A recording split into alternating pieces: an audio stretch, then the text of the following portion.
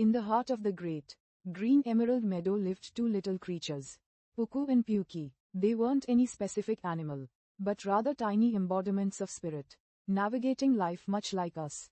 Puku was sturdy, deliberate, and a warrior. Every leaf he stepped on was first tested for firmness. Every dewdrop eyed with suspicion for its potential to become a puddle. He took his time, observed patterns, and meticulously planned his routes. Sometimes, his caution made him slow, and he often missed the first bloom of wildflowers or the earliest, juiciest berries. But Puku rarely stumbled, and when he did, he knew exactly why, and how to avoid it next time.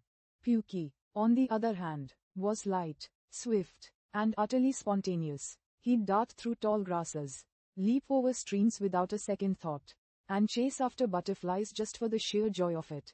Puki embraced every new sight, sound, and scent with boundless enthusiasm. He was often the first to discover a new patch of sun-warmed clover or a hidden cluster of sweet berries. But Puki also knew the sting of sharp thorns, the cold shock of an unexpected deep in a stream, and the frustration of getting utterly lost in a labyrinth of towering dandelions. Their journey began with a shared dream: to find the legendary Sunstone Summit, a place rumored to glow with an inner light, promising wisdom and clarity to those who reached it. Puki, naturally, shot off like a tiny arrow, eager to conquer the path. He scaled the first small hill with ease, his laughter echoing back to Puku, who was still examining the optimal route through a dense patch of forget-me-nots. "Come on, Puku," Puki chirped. "Life is waiting." Quote. Puku sighed but continued his careful progress. He noticed a faint trail, almost invisible, that skirted the thorn bushes Puki had just bravely, if painfully, pushed through. Puku took the longer, safer path. Days turned into weeks. Puki had countless stories, of nearly falling into a badger's den, of outsmarting a grumpy beetle, of tasting the sweetest nectar from a flower he'd never seen before. He'd also had moments of despair, sitting bruised and disheartened after a shortcut led him into a dead end, or a spontaneous leap ended in a hard landing. Each time, Puku would eventually catch up, offering a quiet word of encouragement, a shared berry from his meticulously gathered stash, or a piece of carefully observed advice. One crisp morning, they faced the Whispering Gorge, a deep chasm separating them from the final ascent to Sunstone Summit. A narrow, rickety bridge of twisted vines spanned it, swaying precariously in the breeze. Puki's eyes lit up with challenge. "I'll cross it in a flash," he declared, ready to bolt, but a lifetime of minor mishaps made him pause. He looked at the swaying vines, then down at the dizzying drop. A flicker of fear, born from experience, touched him. Puku, meanwhile, had been studying the bridge from a distance. He noticed which vines seemed strongest, how the wind pulled at certain points, and even spotted a loose knot. "Wait, Puki," he said, "if we tie these two thicker vines together here, and then distribute our weight, we can reduce the sway." Puki, surprised by Puku's sudden initiative, looked at him. "You mean, we do it together?" Quote. Puku nodded. "Your speed and agility could test the footing ahead of me, Puki. My strength and careful eye can secure the path behind us, and ensure we choose the most stable route."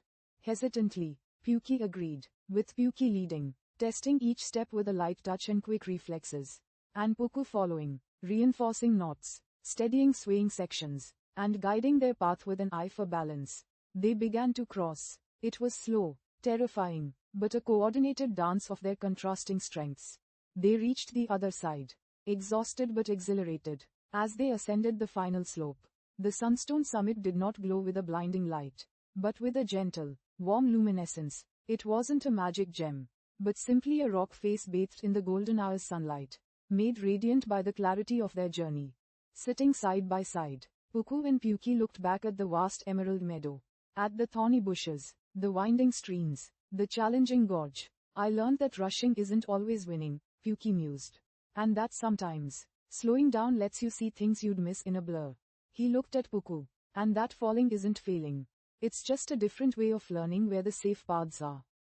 Puku smiled, a rare, soft smile. "And I learned that sometimes you have to take a leap of faith, Puki, that not every step needs to be planned, and that joy can be found in the unexpected detours. My caution kept me safe, but your daring opened my eyes to so much more. Life." Puku and Puki realized, wasn't about being fast or slow, careful or reckless. It was a symphony of all these things. Failures were merely detours leading to new lessons. Successes weren't just destinations, but the strength and wisdom gained on the way. And the most profound journeys weren't traveled alone, but with the understanding and appreciation of those who walk a different, yet equally valid, path beside you. They had not just reached the sunstone summit. They had found the inner light of wisdom within themselves, forged by their unique experiences, their mistakes, their triumphs, and their quiet understanding of each other. And that, they knew, was the greatest teaching of all.